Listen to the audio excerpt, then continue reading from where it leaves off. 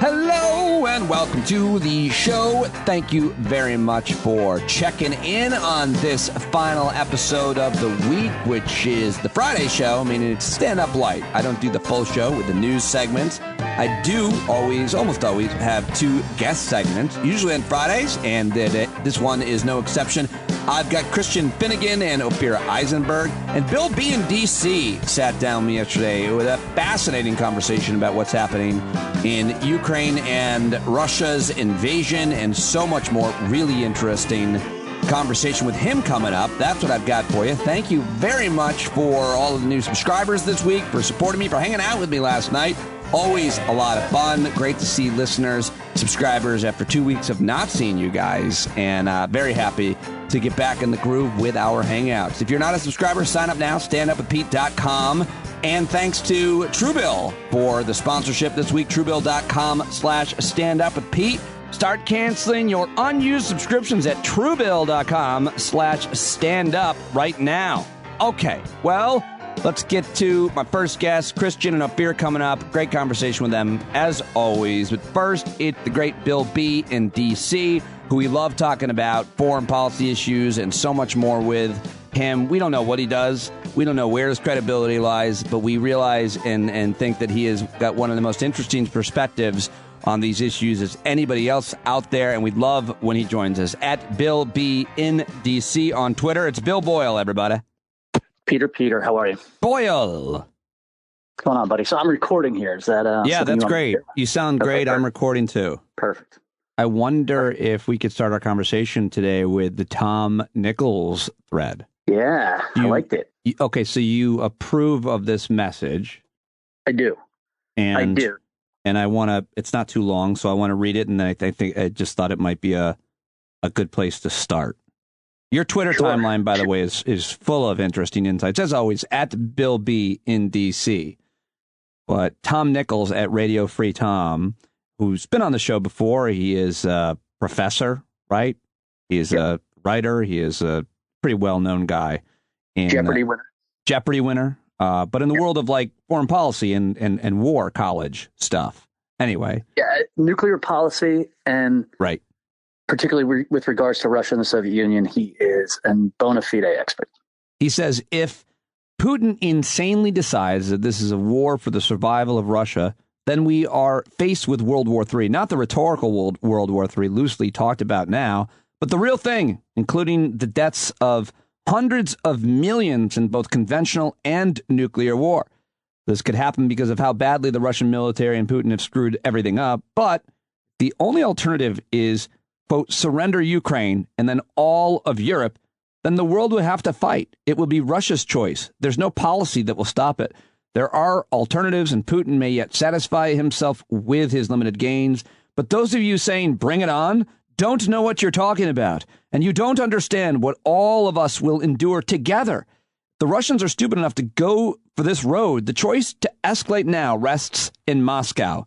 It would be one more ridiculous gamble added to a pile of idiotic strategic miscalculations. But all we can do is help Ukraine defend itself and make clear that there's no day that ends better for Russia than the day before. But if you're an American whose biggest gripe right now is the price of gas or your student loans or inflation, I understand that we live day to day, but this is the most serious thing in the world, and you should be paying attention to it. I'm already seeing a lot of responses piling on here about glory to Ukraine and Putin has to go and the usual stuff. You can just stop that right now. The only thing that matters is ending this war before it finally burns out of control. Diplomats are doing their best. This war will end with a victory in the sense that Ukraine will continue to survive. What compromises Zelensky will have to make, I can neither predict nor advise, but there will almost certainly be compromises. I don't know what the probabilities are of a major escalation. I doubt the Russians know either. This entire crisis is the result of a bunch of gangsters just winging it when a deluded dictator thought he could grab an entire country on the cheap. This is all improv now. But before you go shooting your mouth off about taking out Putin or it's inevitable, just fight them, you might want to let that go. The next decision rests not with us, but with Moscow. We need to be determined and calm and ready. That's all we can do. That's Tom Nichols. Bill Boyle, what do you say to that? I think it is a great example of strategic clarity. It distills down to exactly where we are. On the conventional side, this war is sort of already over. The Russians are not winning. They're not quite totally losing yet, but they're going to start to lose in a very obvious and clear way, and probably pretty decisive way. The idea that there's going to be a stalemate is not correct. And so we're at a situation, and I've been saying to people privately, we're in a situation where I'm not worried about like tomorrow. I'm worried about 2 months from now when Russian units are starting to collapse and that chunk of Ukraine they've taken starts to shrink. I'm really worried about what Putin does then, because it will be impossible to hide that outcome from Russians. And I think that the only way that he at least can accept the loss is if he is fighting against NATO, not fighting against his plucky little neighbor. And how do you get NATO in? You get NATO in by actually attacking NATO. That's a loss that they can swallow on some level. It's the North Korean Juche model of, we're going to go it alone. And so I think it's deeply concerning. I'm quite sure that Tom Nichols is talking to the same sort of people that I'm talking to, or reading the same things I'm reading. And Putin's going to have a moment of, how do I get out of this? How do I maybe still win? And does that mean escalation? I think almost certainly, yes, it does. Why does it mean escalation? He says also in that thread that Zelensky will probably have to make compromises, and those compromises will, I guess, be giving up land, historically part of Ukraine. I can't imagine what other consequences, or rather diplomatic relations and compromises that could be made. But if those are made, why can't Putin then say he won? He got more land. Because Putin's going to end up with less than he started with. That's what it comes down to. I think it's quite likely that we don't end up with the status quo ante of like where we were in January 1st. I think at best, I think Putin at best keeps pieces of the Donbass and maybe keeps the Crimean Peninsula. But we're rapidly getting close to a point where there's going to be 6 months where Russian recruits for, if they decide to, do a general mobilization, there's going to be 6 months at least before those guys can hit the field, where the Ukrainians are going to be better armed and have more men on the field. And I don't think that Russia, who can barely sustain an offensive right now, when the Ukrainian reinforcements haven't even really arrived yet, I don't think the Russians will be able to hold the ground they're on. And I think that is going to be I just think it reaches a decision point politically in Russian internal politics. And you can see it in what they're saying. Okay. I mean, Putin has made several very blunt statements about the potential use of nuclear weapons in the last week. You can look at Maria, is it Samoyan, and all those assholes they have on Russia's version of 60 Minutes that are talking about how, like, well, look, if we have to go to a nuclear war, we all get killed, at least we'll go to heaven and the fucking Americans will go to hell. Yeah, I watched that clip. It was like the Five. It was more like the Five. And Fox News, like 4 or 5 Russian talking heads, and this woman holds court at the end, and she says, at least the Russians will go to heaven and everybody else will just croak. Yeah, I mean, my joke about that was that the bleakest phase of grief is the one with your bargaining about martyrdom. You're saying I'm going to die, but at least I'm going to heaven, motherfucker. Yeah, like, well, that's it's the most pathetic thing in the world, and it's hard to tell how much of it is panic and how much of it is hysteria and how much of it is sort of trying to talk up to the rhetoric that they may be hearing when people go to visit Vladdy in his office, right? And so it's hard to tell whether they are sort of the outlying hysterics trying to get people to watch them on TV, or whether this is the sort of thinking that's going on in the elite circles. And if it is, that's super dangerous. It's even dangerous if it's only coming from them, because these things tend to percolate out, right? It's a closed system now. They don't really have a lot of outside inputs. And I think there's a danger that they just convince themselves of some pretty scary shit.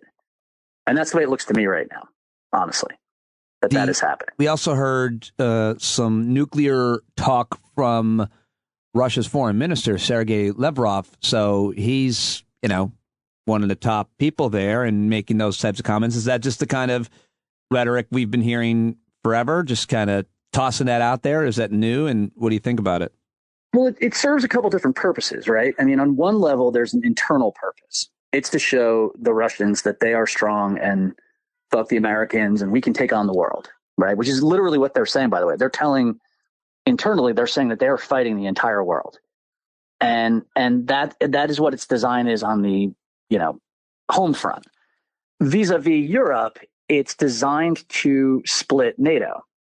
And that's what any strike would be designed to do, by the way. Say that they just hit Romania or they just hit Poland, right? They bomb the NATO staging post for equipment going into Lviv and into Ukraine. They're hoping that they can freak out Italy, Germany, whoever, Belgium, about the potential for Poland invoking Article 5, right? And there'll be this very interesting strategic situation to figure out, which is we might literally tell the Poles, don't invoke Article 5. You have the ability to, if as long as it's not a nuke, you have the ability to hit the Russians back. But if you don't invoke Article 5, the rest of NATO stays calm, can support you, but we don't create the Cuban Missile Crisis on steroids. It's just sort of the Cuban Missile Crisis. It's as bad as that, but it's not quite worse than that. And that, then that's sort of the issue, right? Like Russia doesn't have, what levers does Russia have? Conventionally, its lever is broken, right? It doesn't have any trade levers. It's trying to use gasoline as a lever. They cut off Bulgaria the other day. And frankly, no one gives nearly as much of a fuck as I would have imagined they would have. Well, I read about how they've Poland and Bulgaria they cut off, and I'd read about at least the Poland either PM or somebody was saying we've been preparing for them to turn it off forever. Like we can and things like we can handle this. So yeah, I mean, and that is frankly a fairly shocking thing to me. Germany, by the way, just agreed today that they'll join in an oil embargo. Wow. Which is astonishing, right? And I think that I think what you're seeing is like a lot of difficult choices made pretty simple by how much Russia has overplayed its hand. And so Russia, who, this is a small group of guys. A lot of them are effectively, as Tom said, they're gangsters who are winging it. And they never bothered to really think through, a threat's only really useful until you actually try to carry the threat out. And so what's happening here is that all these levers, all these conventional levers and trade, conventional weapons, et cetera, that Russia had, they're all going out the window. They've used them. And none of them are working. None of them are doing what Russia thinks it needs. And so what's left is strategic weapons. And I think this is really, honestly, I think the beginning of this, when nobody quite knew how carefully the West was going to escalate, and I think the West did escalate carefully, when it looked like it was just going to go hog wild and we were going to put in a no-fly zone at the beginning, that was a really dangerous moment. I think that we're getting into a more dangerous moment that's going to be a more dangerous moment for a lot longer, because Russia is really going to be in a situation where is our power about to be completely broken for 15 years, or do we nuke Lviv as a message? When you say strategic weapons? Strategic meaning nuclear weapons. Because it's the only thing they have left that there's no particularly easy answer for. We certainly know the Russian Air Force can't fight against NATO. The fucking Lithuanians could probably march on Moscow right now if they felt like it. The Russian army is a wreck. So their ability that, this is crude power. These are not subtle guys. They don't have any soft power. They don't have any allies that particularly love them, who will work with them in concert. So you're sort of running out of ways to try to push the world in the direction you want it to go. I'm surprised by, I thought that the Russian economy would come unraveled, creating an internal uprising weeks ago. What's the status of the Russian public opinion of this war, given the fact that what's the status of the impact of all of the sanctions and companies pulling out? I mean, it affects their daily lives probably dramatically, I was guessing. I haven't heard much. So the Russian, I forget her exact title. Effectively, she's the finance minister or the secretary of the treasury. She, really, she's like the head of the Russian Fed, basically. And I'm blanking on her name right now. But she actually tried to quit her job when this started. And she went to the Kremlin and said, I quit. And Putin said, oh, no, you don't. And she was forced to stay in her job. And she has done a really good job for the short run of keeping the Russian ruble from completely falling off a cliff and kind of keeping things on an even keel. She doesn't want to be there. She clearly is not down with what they're doing. But, you know, it was either do this job or potentially end up in Lubyanka. So she's done a really good job. Is Lubyanka a hotel window? Lubyanka is the GRU FSB hotel where the views are not great and there's way too much lead in the diet. You know what I'm saying? She, you know, so she's doing a good job, but she is publicly saying we're running out of money to keep it together. She's flat out saying that in public. So while they are holding it together for now, there are concatenating problems building up of supply and of, you know, parts that they need that they're not going to be able to get. Industrial equipment that is Italian or German or British, where the only way to repair it is to go online and go through, you know, you have like a, you know, it's like the Apple Store employee, except it's remote for your equipment that builds sprockets, and the equipment breaks and the British guy on the other end of the line says, I can't help you fix it. You're out of luck. And so you're going to see slowly building up and then more quickly building up a progressive degradation of the Russians' ability to produce anything. And I'll give you a couple good examples of how it's going to affect them right away. And it is already affecting them.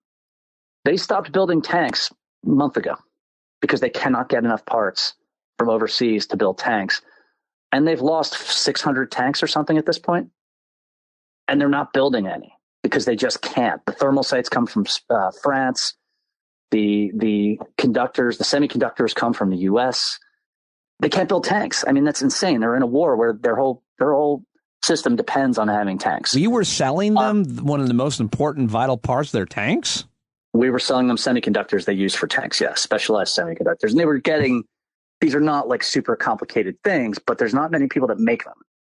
And they're not easy for someone else to do.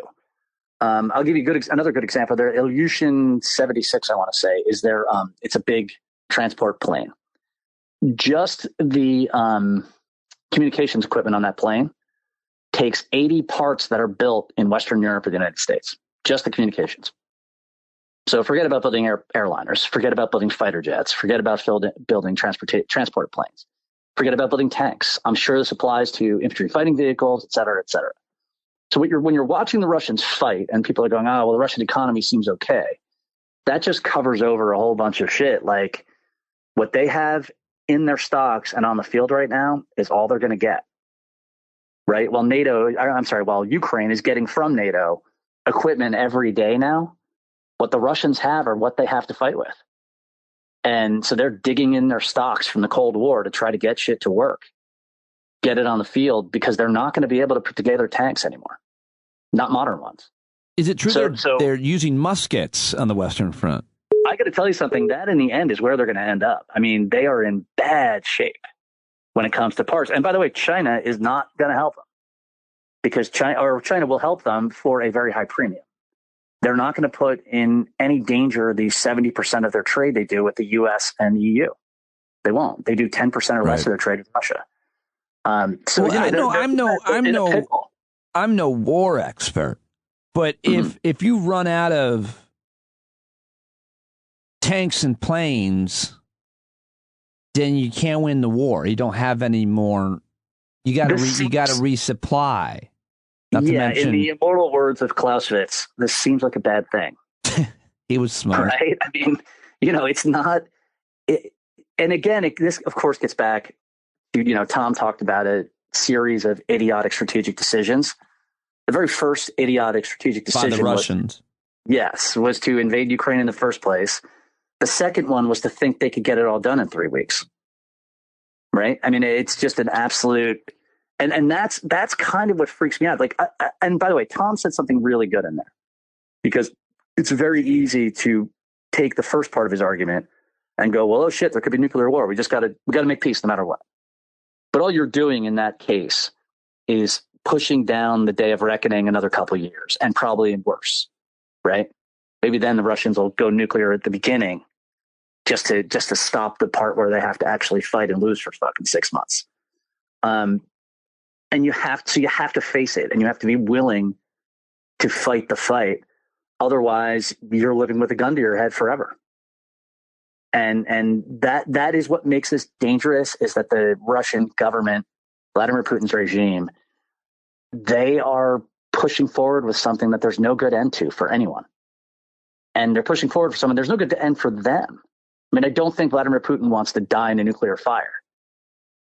But I could see him stumbling into it like a fucking idiot, because look what he's done for the last 3 months. Well, at least he'll go to heaven. True. He'll go to Russian heaven, which I really wonder what that would be all about.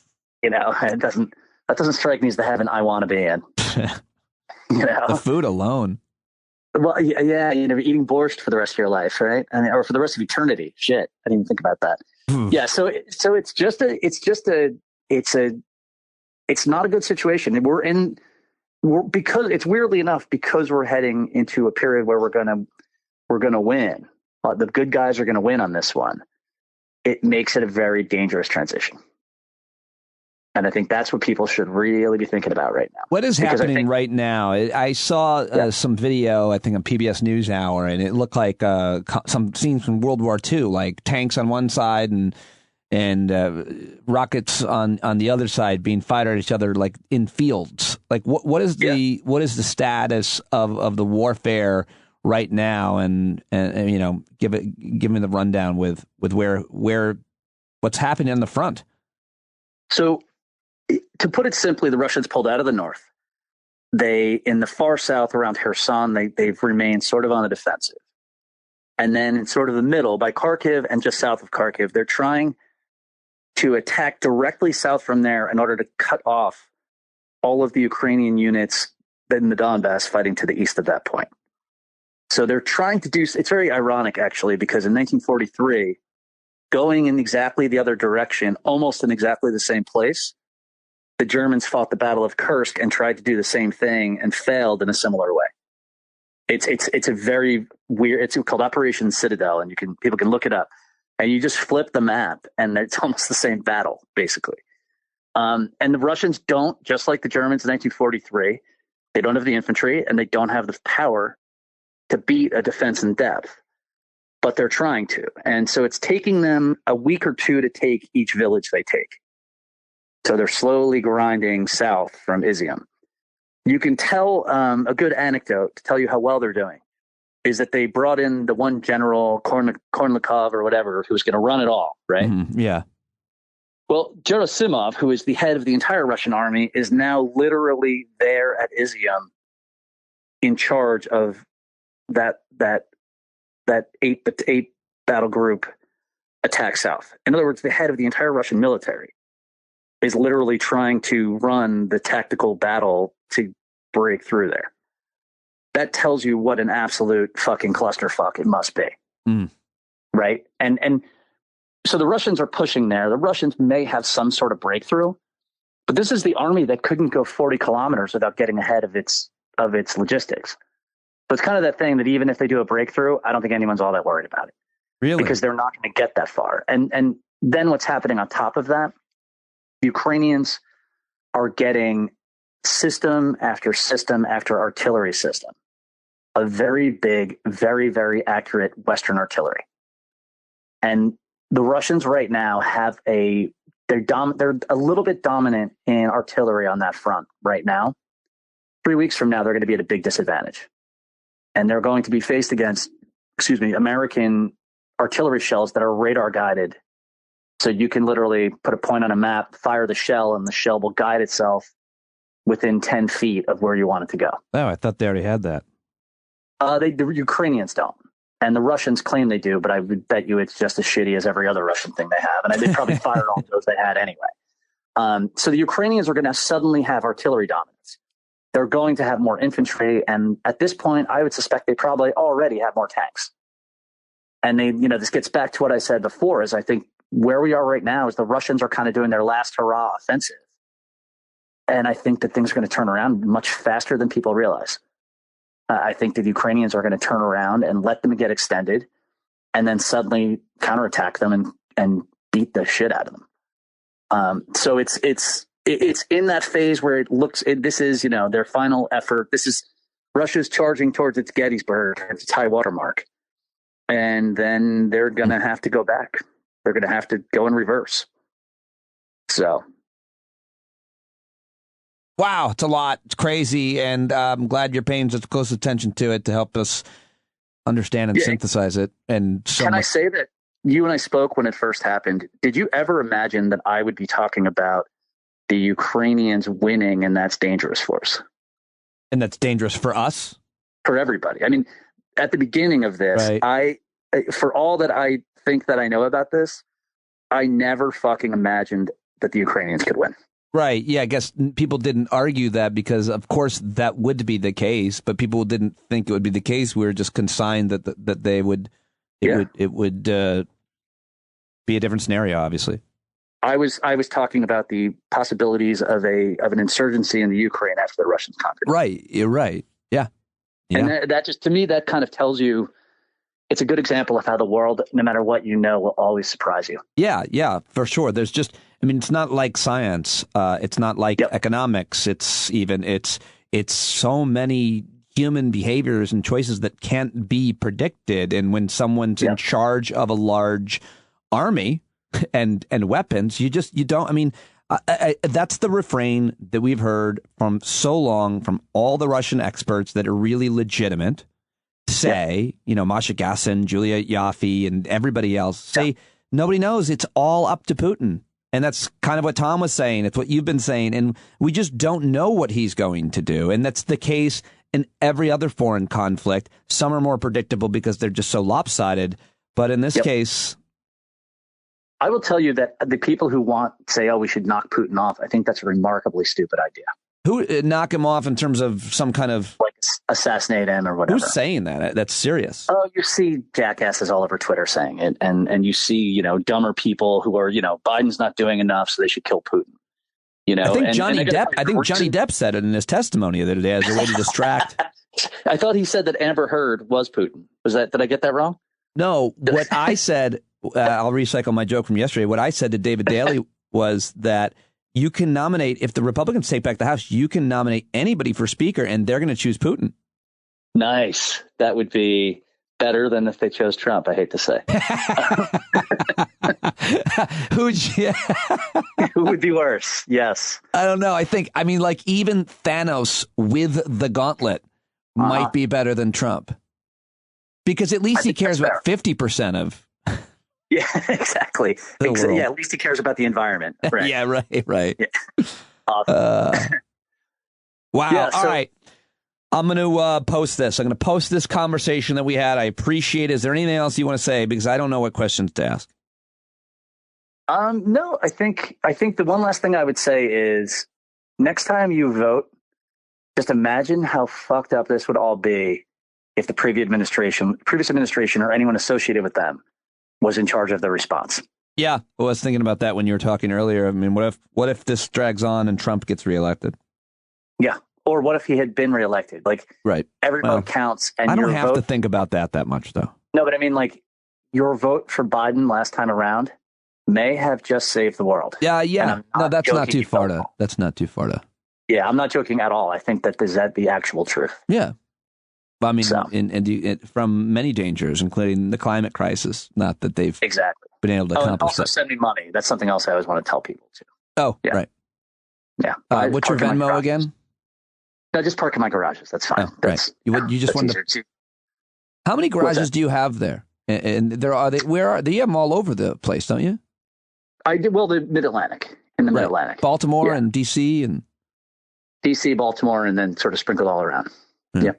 Never mentioned even the name of your parking garage company, so people would know. I kind of feel weird about it, to be honest with you. I'll say that openly and in public because I have partners and clients. And I don't want to cross, if I'm in here saying, Donald Trump sucks awfully and I hope he dies, that's not necessarily something my partner should have to answer for. Right. Although I think they agree, but still. That's I so badly wanted to name the name of your competitors, but I don't know them and I wouldn't do that either. But that's my only joke that I could come up with. They're all so park people. at. You what's that? So park at your competitor. Yes, exactly. If you hate my views. Park at Trump Parking. The best parking in the world. What happened to his hotel down there? They sold it for $370 million. Oh, right. It's no longer the Trump Hotel in D.C.? The deal needs to go through its final signature, but it's basically done. It is an astonishing number for that hotel. It's overpriced by at least $100 million, and nobody can quite figure out why. And the guys who are buying it are not, this isn't Russia Inc. buying the hotel. These are some liberal dudes from Miami. So I think they just have overvalued its location, and I hope they make money. And it'll be a fantastic day when we knock the TRUMP off the front of the building.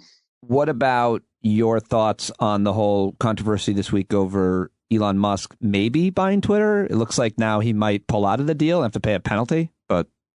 Yeah, because the value of Tesla is dropping, and his shares, he borrowed money against his shares of Tesla. And, that's really where value is. Twitter is not worth that much money. And it's a really weird play. It's very similar. Someone brought up Robert Maxwell from back in the day, who was a guy who did deals like this, and he eventually crushed himself doing deals like this. And I think that Elon Musk is like on that trajectory of investing in stupid shit, and then eventually he does great at a couple things, and then eventually one of his investments brings him under. It's a dumb investment. I don't get it. I don't really care about Twitter in the way that some people do. I think if Twitter sucks, people will move on to something that doesn't suck as much as Twitter does. And I think that'll be it. I think Elon Musk buying it and ruining it will make it irrelevant very quickly. And so I'm not losing any sleep over it. And I wouldn't lose any sleep over Elon Musk taking a bloody nose, in the business sense either. Right. All right, bud. Yeah. Thank you very much as always. I really appreciate it. Cheers. You guys have a good one. Have a great weekend. Yeah, you too, Bill. That's Bill B in DC on Twitter. Go follow his Twitter feed if you aren't already. He's always great. And I love talking to him. I hope you appreciate it. I always learn a lot. It was a really interesting perspective, as usual. All right, now let's get to Christian Finnegan, Ophira, Eisenberg. They always join me here almost every Friday. Christian just came back from a vacation in Europe. He was in Amsterdam with his wife, Cambry. And Ophira has a new album, Plant-Based Jokes, dropping today, which I hope that you will get. Follow both of them on social media. Get all their specials, books, Ophira's books. Subscribe to Christian's music newsletter, New Music for Olds. Let's do it. It's time for Finnegan Fridays. It's been weeks, two, I think, since we talked. Ophira, Eisenberg, Christian Finnegan are back, and I am so happy you both are. Thank you very much for joining me. We're sitting here booking. We've got, I think, like 3 more dates on the books, and things are happening. Good to see you both. Christian, welcome back. Good to see you. Ophira? Is your head freshly shaved today? It looks very smooth. No, I haven't. Actually, I need to shave it really badly. It's been maybe almost 10 days, so it's pretty fuzzy. I hate it. Huh. But I'm the reason I'm leaving the hair on is because, as you said just before I hit record, it's cold, Ophira. It's cold. It's early, it's late April, and it's very cold here in New York. And so just, everyone's mood is destroyed as it is. I feel like the amount of times I've come on to talk to you guys and I'm like, you know what? I just feel like the vibe is really bad right now. This is a new level of how bad the vibe is. And I did a show last night and it's like that is all we have right now. We're like, well, could it just be spring? Because I've got nothing else. Yes. Yeah. It's like, it's not, it's not May. I mean, it still is the end of April, but yeah, 2 days to May. It's pretty bad. Yeah. It was the weather yesterday I went to see my daughter's first lacrosse game, which is an hour I could fill alone to watch her playing lacrosse for the first time. But the wind was whipping so cold. I was alone walking from my car, and I remember saying out loud, "What the fuck?" about the weather. Yeah, I was walking down the street to pick up my son from school, and it was just windy. And I was walking down like a dusty avenue in Brooklyn where there's just garbage flying everywhere because, of course, all the garbages are overfilled because they don't have enough people working right now on the payroll to like empty out the garbages. So it's just garbage just flying everywhere. And I looked around and I thought, when am I leaving this shithole? That was totally where I was at. Well, I did extend to you over the past 2 weeks at some point. I know. I did extend. You're welcome to come to the estate. Did you want to commence? I mean, I saw some photos of the landscaping work. Yes, that Mr. Dominic did over the last week, and it's not like he planted. There's some bedding out plants happening. It is insane. I took a few days off last week, Christian, and landscaped. Mm-hmm. So. Now, this is the part where you're supposed to be like, oh, man, I am so impressed. I am impressed. I am very impressed by people who have an aptitude for that, or more. I'm actually even more impressed by people who have an interest in it. No. Did that feel like, hold on, did that feel like aggressive? Did that feel like, it felt like condescension. It felt like condescension to me. Oh my God. During the winter, I do weight training, like the movement of raking and shoveling. So I'm ready for spring. How about it?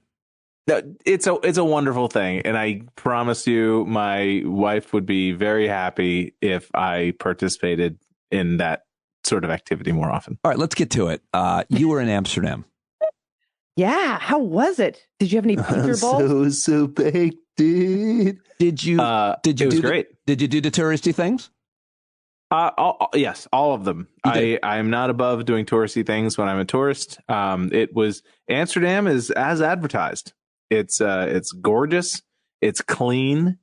The buildings are beautifully maintained. First of all, we got so lucky. It was 65 and bright sun all week. Not even an hour were there clouds in the sky. Wow. It was crazy. I got a sun. I mean, it's toned down now, but I was like majorly sunburned. All my pictures, I look like a tomato.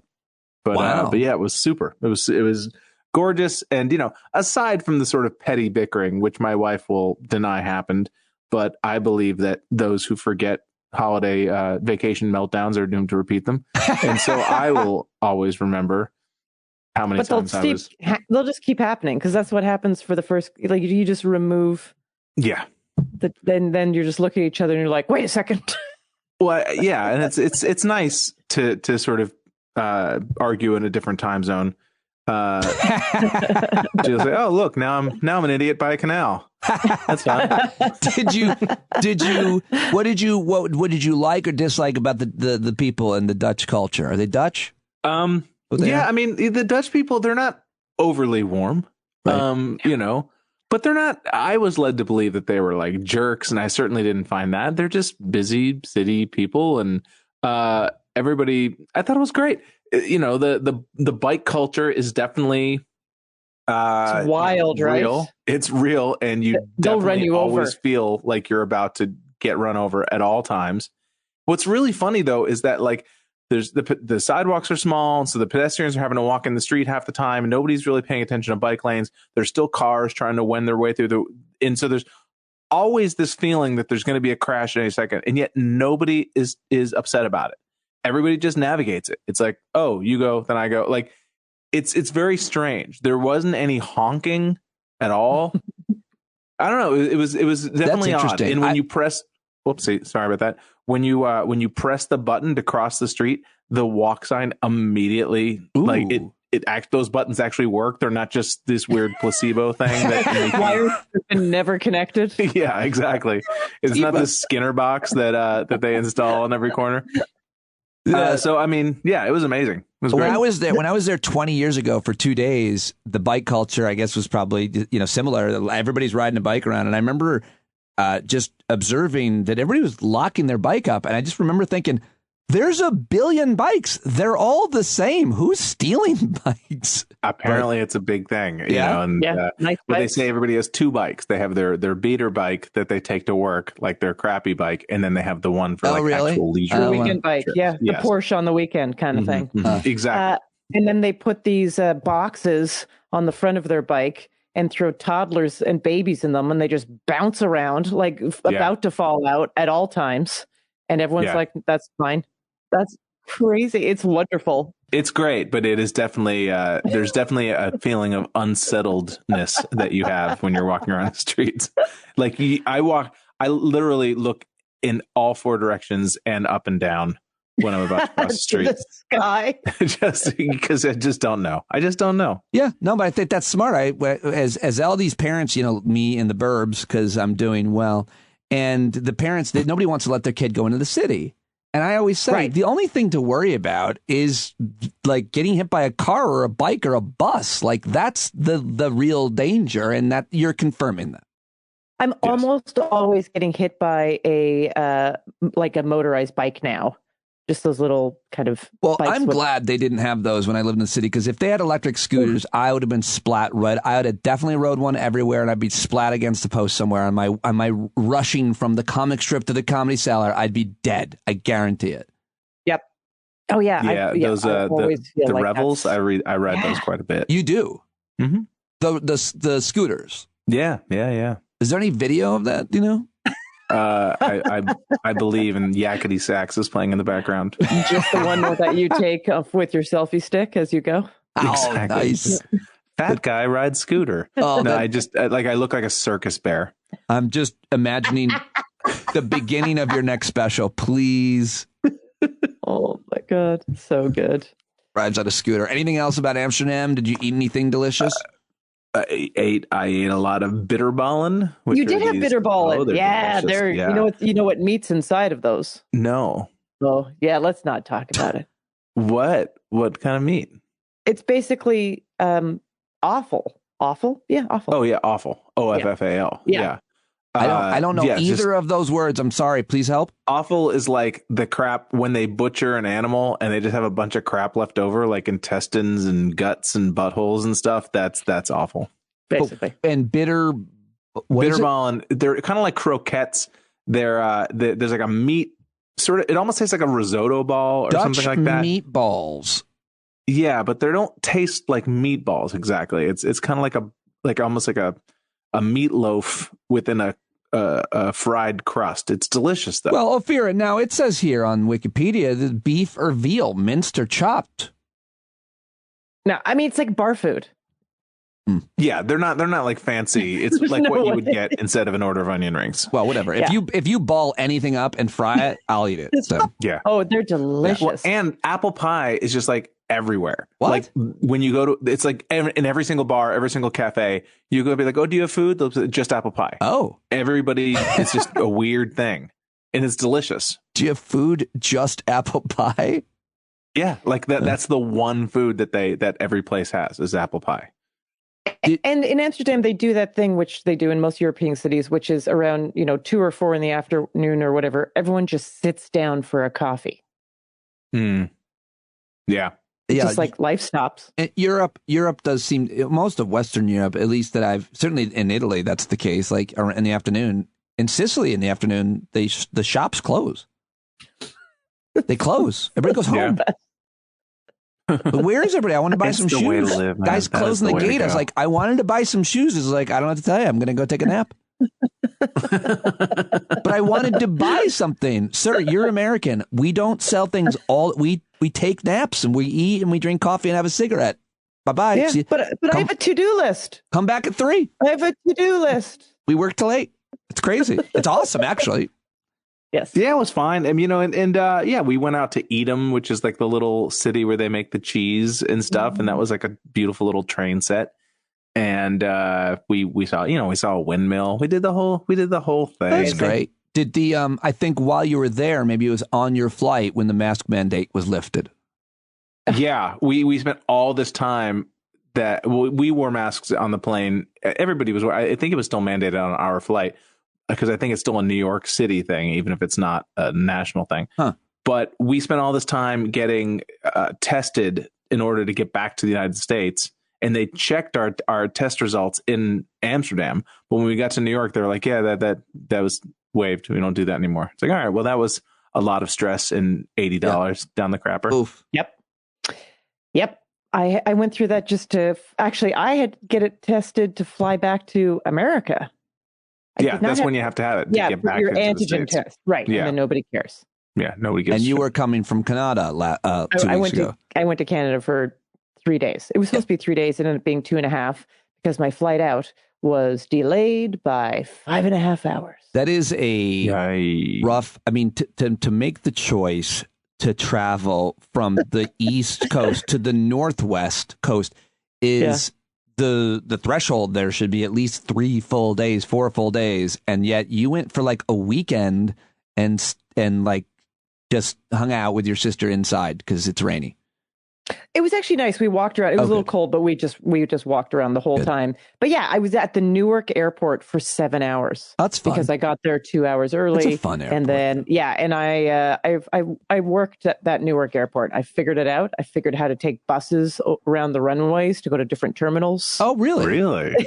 Because I was just like, I was a little worried about going back through security. And because then I was like, what if all of a sudden this is the one time they're like, oh, actually your plane's here. So I found out that there's this whole bus system that will take you around to the different terminals on the tarmac, which I got to say, I love driving on a tarmac. Like I wish I could be in a car on a tarmac. Now, when you would get to these other terminals, would you be like, oh, wow, this one has at least there was like a restaurant. Yeah, because the restaurant in the terminal, I mean, it was all these flights were delayed. And also this restaurant in Terminal A where I was at, Terminal A is a very old terminal. It's a shithole. There was one restaurant with a huge line to get into it called the Earl of Sandwich. Mm-hmm. Mm-hmm. And then I finally got in. 5 stars. It was the hottest restaurant in Newark, clearly. And they Michelin rated. And they gave me a menu, and they were like, "Listen, it's a huge menu, like a TJ Fridays menu. It's just this massive thing." And they were like, "All right, we have none of the appetizers. We only have that sandwich and that sandwich. None of the salads. We have 2 orders of French fries left, but we have all the alcohol." And you're like, what is going on here? Well, I get excited when there's a delay because I say, you know what, I'm just going to drink and maybe I'm going to get drunk. But then I go and I order a drink. Like I'm a hack. The airport drink is a Bloody Mary, and they say, sir, that'll be $400. I know. Like, I can't have. I'm not even getting paid enough in this gig to have 2. I know. This is why people will sometimes, because I actually went into the United Lounge and I didn't buy it. I'm not a member, but I was like, what's a day pass? And they said $79. And I was like, doing the math. Yeah. 3 cocktails. Yeah. Pretty much paid for it. That could be like, just eat the olives for the food. Mm-hmm. Well, so anyways, it was very nice. And then I came back and I went to a gala for explorers and I ate, speak of eating, a tarantula. My husband ate a cockroach. We also had python, iguana. Oh yeah. What do you mean? You say a gala for explorers? Like people are just supposed to know what the hell that means. What is? Well, it was there's something called the Explorers Club, and my friend is part of it. A guy that I met in a bar like years ago in Toronto. We've remained friends. He's a geologist, and so it is for. I mean, some of these people are changing the world. They are going and saving the last cheetah. Cheetahs are almost extinct, or they're doing incredible conservation work, or they're doing incredible work to like create cultural understanding. And there's not. You're right. On Earth, there's not a lot of places left to explore. Okay, right? Please. But they're all the people from the recent. Discovery mission of the shipwreck Endurance were there and handed awards. Hold on, you said a sentence, and Christian was right to kind of just, but I just want to just clarify this. You just said I went to the Explorers Club and ate a tarantula, and my husband ate a cockroach. Like there was no buildup or anything. Like what's wrong with you? Why would you do that? Ew. Because that's what they had for... You ate a tarantula, dude? Yeah. That's what was in her jail cell. That's just what she grabbed off the floor. Are you looking? Do you need material? Chicken on a plate. There's this whole appetizer thing. Like they have a blue origin space capsule there because what's his name is Jeff Bezos is somehow involved in this as well. So you can go sit in the space capsule. That was fun. Did you do that? There was a long line. So while I was there, I ate a tarantula while I was waiting. Now, I don't like review. I don't like reviews on the tarantula. I don't like it. Okay, so it was dipped in some sort of candy syrup. I think to match it in the hair. I don't like it. I don't like this. I don't want to do this. It wasn't much of anything. It was like kind of crunchy. It's like, it's kind of airy inside. Yeah, so it wasn't much of anything, but very chewy. I'm super good. Chewy. I'm good. And then I doused it down with a lot of wine. And then I will say that 20 to 36 hours later, my stomach was pretty gurgly. Oh, well, you know what? I don't. You'll never guess what crawled out. And then I had what I'm going to call spider farts. I've never in my life felt less sympathy for someone's stomach issues. It's your fault. You did that to yourself. I know. There were signs everywhere too, being like, "Hey, you guys might not feel great later." Arachnophobia. Yes. Yay. I didn't know your face was. I couldn't figure out why your face was so still, but it was clearly. The gears were turning. Wow. Well, while you were both gone, a lot of stuff happened, and the pandemic is over, according to Dr. Fauci. Apparently, the stage of the pandemic. Apparently, that's pretty big news. And then also, there's a whole bunch of other news around all these leaked tapes, Kevin McCarthy, and you've got all kinds of things that have been being said. The Catholic Church being run by Satan, according to Marjorie Taylor Greene, and a lot of crazy politics while you were gone. Broken clock.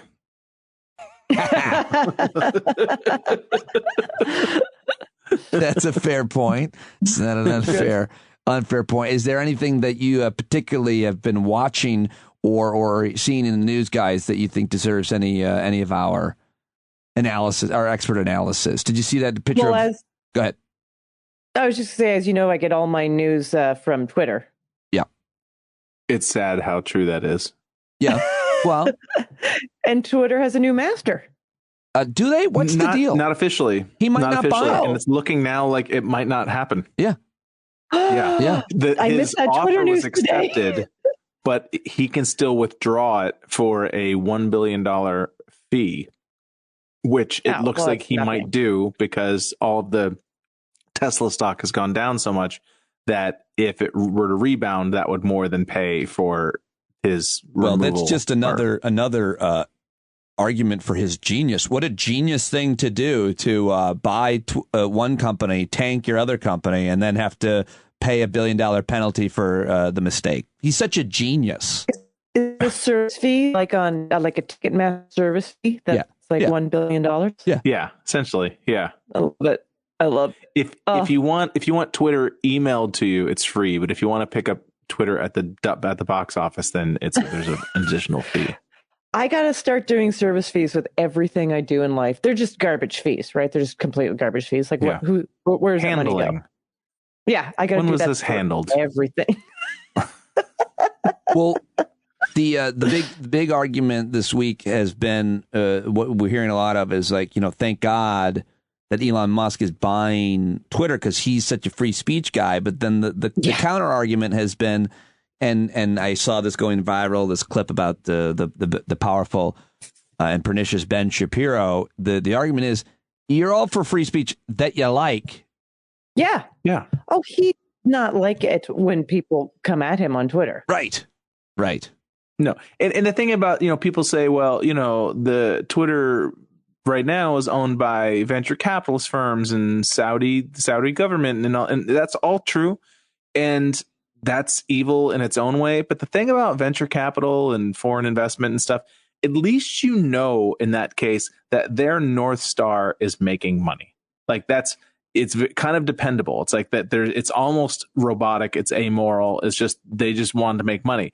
Whereas the idea of just a person who clearly just has multiple axes to grind in a desperate inferiority complex and a raging midlife crisis, it changes it vastly, and I don't know. I mean, it's not encouraging over the last couple of days that he's like repeatedly getting into Twitter conversations with genuine white nationalists, Mike Cernovich and Jack Posobiec and all these idiots. So it's like, he says he wants free speech, but really it's like free speech for him and his friends. Let's see how big of a free speech advocate he is when people walk into Tesla factories to unionize. It's a great point. That's a really good point. It is a great point. Thank you. I agree. It's very good. I'm just also looking up. I didn't know that he got into it with these guys that you just mentioned. Well, just like replying to their tweets, like Ben Shapiro, Mike Cernovich, a couple others, maybe not Posobiec, but like that's who has his ear. Yeah. And you look at who's excited by this and who, and it's very clear. Yes. What's going on. Yeah. I just noticed that. Whoa, here's Jim Jordan. Seriously, this is a tweet from Congressman Jim Jordan. We've gained over 100,000 followers since Elon Musk bought Twitter. Oh, yeah. Yeah, I lost 10,000, so I figured it was all the good people that were like, and I'm out. Did you really lose 10,000? Apparently it happened. Yeah, that I don't know have I lost any? No, nobody gives a shit about one way or the other. Nobody cares enough to leave. I lost 1,000. Oh, have you considered that? Like 10. Have you considered that they saw your act?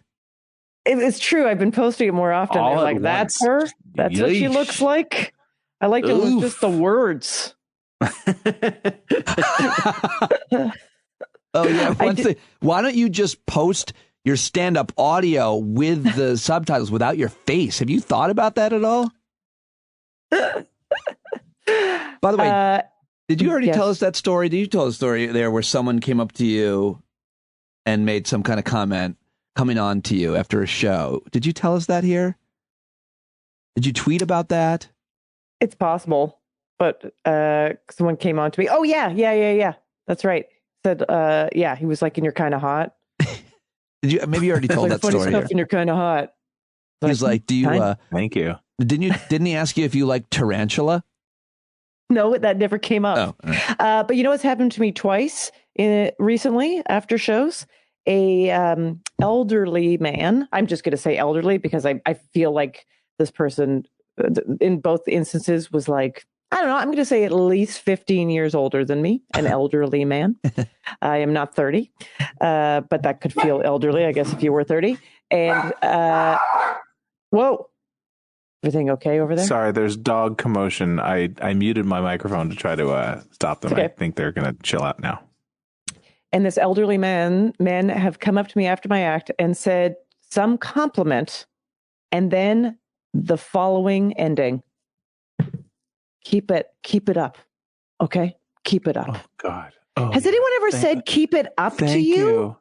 I'm like, yes, but probably not with the same level of condescension. Keep it up. Has anyone said that to a doctor? Does anyone like go to their dentist and they're like, I really like this. You know what? Keep it up. Keep it up. Oh, thank you. You should do this for a living. Randall Johnson from Dayton, Ohio. Like, who gives a fuck? Like, who asked you? Like, who? Ugh. When people afterwards are like, when they're like, hey, pretty good. You didn't have to say anything. You could just say nothing. I just feel like it's so condescending to say to someone like, keep it up. I did. Yeah. I feel bad now because I was driving by the guys who were doing some road work and I was like, great job. Keep it up. They were filling potholes. Your dream will come true. I appreciated them. Yeah. Just a few more days and I bet it's going to work out for you. Christian, what is this thing you're doing at the CW with Asif Manvi and Matt Walsh and Jordan Carlos and Michael Ian Black? Yeah, this is what a terrible promoter I am. I am on an episode of the show Would I Lie to You, which is a very funny show hosted by Asif Manvi. And I am on this Saturday at 8:30 Eastern on the CW. And Matt Walsh and Sabrina Jalise are the sort of captains of the teams. and I'm with Jordan Carlos, and on the other team is Robin DeJesus, Broadway actor, and also Michael Ian Black, and it's wicked funny. Genuinely, like, there's actual laughs. I love awesome. I do. I love to see you against Michael Ian Black in anything. He was so funny that day. I was rusty. I hadn't done like a TV appearance. I mean, trust me, when you see the edit, I'm going to look like I'm fucking hilarious because, you know, we shoot for like 2 hours and they cut down to 22 minutes. Trust me, I've got 22 minutes of laughs in there. But he's so damn funny. He's one of those dudes who just intimidates me sometimes just by just being sharp all the time. Well, and he has a way. He's got this super dry demeanor about him and intensity, and so I found, like, unless you know him, he's a nice guy. It's like almost off-putting because you're just like, oh, absolutely. Oh yeah, I had an experience. I did warm up on a pilot he did for Comedy Central, and he didn't even say hi to me, and I was like pretty off-put by him. And then later on in my career, I interviewed him at SiriusXM like pretty regularly, and I loved him. But he was just like, he's not like the warmest guy in the world. Like, he's just a little awkward, and I appreciated the hell out of him after I got to know him. Yeah. Not everybody's the, hey, how are you? Slap you on the back kind of dude. But yeah, he's funny and nice dude. And Ophira, you're continuing to do this game show as well, and you're promoting it. Do you have another one coming up? I just did it last night. Oh, okay. Yeah, we did formerly. Yeah, Christian was on it one time when it was called Jeopardy, and then we had a cease and desist. So now it's called Generic Game Show. Oh, really? Is that yes. when I wonder when that happens? When someone says, "Hey, we don't like this, is a little too close to our idea," then they just send you that kind of cease and desist, and you're like, okay, like as long as you shift or stop doing whatever, do it, you're fine, right? You're not going to get sued. I mean, yeah, we had to make some changes, just obviously to the name and to the way that we have things look. And we were told that was fine. And have you found that, how many times have you done it with the new branding? Just twice, because that when we got the cease and desist last time, it was the day before the show. Right. So there was like a little bit of shuffling. And then this one was the first one with the new name. And I tried my best, but I have to try harder to get people to understand what has happened. Oh, Jesus. Just in terms of wanting to come to the show, because they're like, well, There's video of Ophira eating a tarantula at her Twitter. I did not scroll down earlier when I prepared. Yeah, Good baby, God. I'm not lying. Good God. And in other news, Christian, I don't know if you know about this, but Ophira got a new notebook. It's true. My Google News alert went off. So yes, I was aware of that. I got a new notebook. Everybody. Ophira notebook. It was Ophira a big plus notebook. moment. It was a big moment. She tweeted about it. Why was it a big moment? Oh, just because I was just comparing that Elon Musk might be buying Twitter, but I got a new notebook. I see. See, there's a lot of free speech happening on both of our ends. Yes, right. Mm-hmm. That's right. But yours will be squelched. I'm launching a shadow banning your new notebook. Cease and desist for your notebook. But I did have someone talk to me. I was mentioning this earlier, which I found so funny about, they're like, did you see that thing about Steve Martin, like King Tut, the sketch from, is it 27 years ago? Is that right? It's probably right around 1980, 79, 80, something like that. Okay. And they were like, yeah, that's cultural appropriation. And I was like, to who? The pharaohs?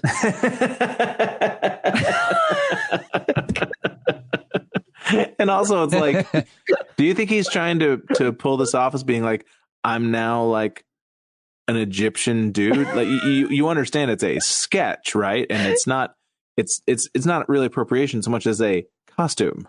This is what I'm wearing in this comedy sketch.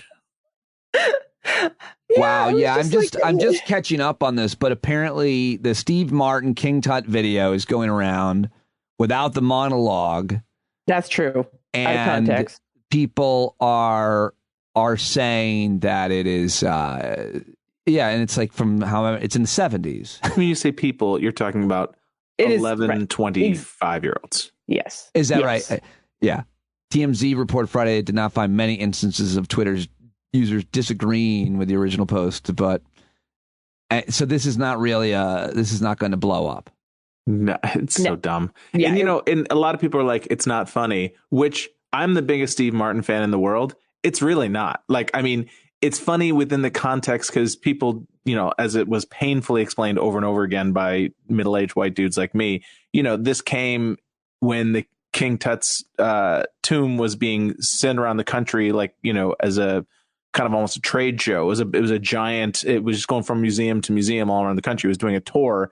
And so they're sort of, the joke is just the marketing of this, ancient history and trying to sell it as if it's some, carnival act. And so that's sort of what the joke of the sketch is. But just in and of itself, it's not really hilarious. And people are like, see, it's not even funny. It's like, well, yeah. All right. Well, you got me there. All right. So Steve, so let it go. Even better reason to just gloss over it. Steve Martin not going to be canceled as a result of this sketch from. I guess not. I just appreciate that someone's talking about comedy at all. I guess is the win there. And yes, that isn't on Rogan or something. Yeah, right. Well, exactly. And the state of comedy as we wrap it up, guys. What is the state of comedy here in almost in May? In terms of the pandemic and speech issues, is there anything that I'm missing because I'm not in the loop? Well, everyone's tested positive. I'll tell you that much. More hilarity. Their at-home tests came back positive. Let's hope they can bring it to the stage. Yeah. I have no idea how I've continued to dodge raindrops on COVID. I still haven't had it. Well, and I'm not out that much. Yeah, I'm reasonably conscientious, but I'm certainly not one of those people who's still wearing masks constantly inside. So I don't know how I've managed to avoid it, but I'm probably immune. I'm probably the source of the future. Yeah. Antibodies or whatever, like in zombie movies where they find somebody who doesn't get it and they save the world. That's you. That's you. It's probably me. Oh, I thought so. I think that's what I've been thinking too. I've convinced myself it's my bone structure and the symmetry in my face. So this is a very dangerous road that people walk down, and it happens all the time, where you think that because something statistically has happened to you that you're special. And I just want you to remember that that's what you're doing right now. Well, I'm left-handed and was born on Halloween, so I basically felt that way since I was born. But. Yes. And when I was born, an old crone drew a crucifix in my forehead and said, what great beast slouches towards Bethlehem? I don't know. Is that right? I was foretold. Yeah. Okay. I just know that a lot of people have tested positive because I'm like, wow, I got a whole lot more spots quickly. Oh wow. I see what you're saying. Yeah. It's hard. And the general feel, well, this week, honestly, people are in a low, we're on Thursday. I've been out every night and I feel like it's okay. But I think like I said, I come on all the time and I'm like, the vibe is not great out there. The vibe is less good out there. And I had a spot on Tuesday that was canceled for low attendance. So, I mean, I know, as I've said, weekdays are still weekends are fine, but weekdays are they're not anywhere where they used to be. And this thing is catching up that we've talked to before about how audiences in general are younger. And I have a friend who has a wine bar and they are closing in Brooklyn on Mondays because he was like, yeah, well, Mondays was the night when like all the adults came and drank our wine and the adults are not going out. Wow. So that might change as spring and things change. I mean, it's right now we're heading into the dead time of year anyway. I mean, it's going to be, once the summer, at least for places like QED, like once the weather starts getting really good, those are lean months anyway. So I think this year it will be different though, because I think everybody's been waiting to have like that energy that they get from nicer weather to go out again. I feel like that's what it was last year. There was definitely that feeling last year, and then Delta hit and kind of put the damper on it. And then, so we'll see. Who knows? Nobody knows nothing, Pete. All those variants. Well, I appreciate all the variants. analysis and your shared experiences here. And I will reconnect with you next week, if not sooner. I appreciate you both very much, as does everybody listening. And anything else to plug? My new album and special drops tomorrow. What? Holy shit. Oh, sorry. Yeah, bearing the lead.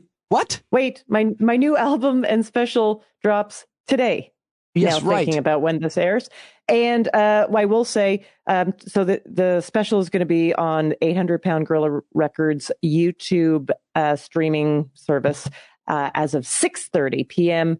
And the album will be available. I would say it will also be streaming on Sirius and Pandora and all these places. Congratulations. But you may know that there is a litigation going on between them and spoken word artists. So they are currently not playing any new comedy until it is worked out. Oh, wow. I did not know about that. Mm-hmm. Yeah, it's a sordid biz. We'll have to talk about that. I have to learn about that. Well, please, maybe you can get the links to me for today's episode. But if not, I will. And what's certainly... the title? Plant-based jokes. I love it.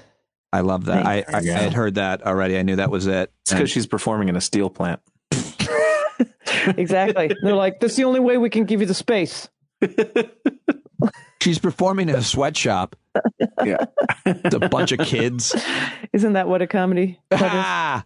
Kind of. Congratulations. Very exciting. Thank you. We will promote the hell out of that, and I hope everybody listening will buy it and support you. And congrats. That's very exciting. I did not know that was today. Today, Ophira Eisenberg, plant-based jokes. All right. And as always, new music for olds. Subscribe to Christian. Sure, do it. And become a paid subscriber. And I will now let you both go. Thank you so much. Thanks, Peter. Pete. Oh, my God. I can't believe the week is over in terms of shows. Maybe I'll do something special for the Saturday show. But that's it for the week. Thank you so much for all of your support this week, to the new subscribers that signed up this week. Thank you to all of my guests. Yesterday, Wajad Ali and David Daly, Dr. Aaron Carroll, journalist Earl Stevens, who was a big hit this week, author and activist Don Winslow, and Professor Eric Siegel joined me, of course, on Tuesday, and Yasha Monk and Maura Quint joined me Monday. Thanks, of course. And finally to Christian and Ophira, Bill B. in D.C., all of you who hung out with me in the Hangout last night. John Carroll singing us in and out. Pete Coe for the jingles and the intros all week. Can't do it without you guys. Have an awesome weekend. Maybe I'll drop a show on Saturday. I love you guys. Be the change you want to see in the world. Bye-bye. You gotta stand up, stand up. I think you're driving wheels with leaking grease. Boy, you better stand up, stand up. Well, there's a whole lot more of us who know what's right. They'll keep right on ignoring us if we keep sitting tight. You got to open up the window to let in some light. You gotta stand up. That's right. You got to rise up. You got to stand up. You gotta stare the devil straight in the eye. We got to let him know it's his turn to go. See it clear and all you hear is a lie. Don't get up off of your butt, get down off of your fence. Even if it ain't a very friendly audience, well, they'll begin to listen when you start making sense. And you stand up, stand up. No need to point your rifle to defend your town. Just stand up, stand up. You know they can't deny you what you're laying down. Boy, you better stand up, stand up. Show your face of every color, yellow, black, red, and brown. She's the place where every lost child will finally be found. There's only one thing to do before we stand our ground, and that's stand up, stand up. Well, the founding fathers saw a land for all. They had to stand up, they had to stand up. They had a keen imagination for a crystal ball, drawing all the plans of stand up. But all they had to go on was the time they were in, with other causes for laws, and since they weren't even sin, they knew that change was gonna come before the change could begin. They had to stand up. All right, they had to stand up. We got to stand up. We got to look the devil square in the eye. We gotta let him know it's his time to go, and make it clear when all we hear is a lie. Why you lying awake wondering where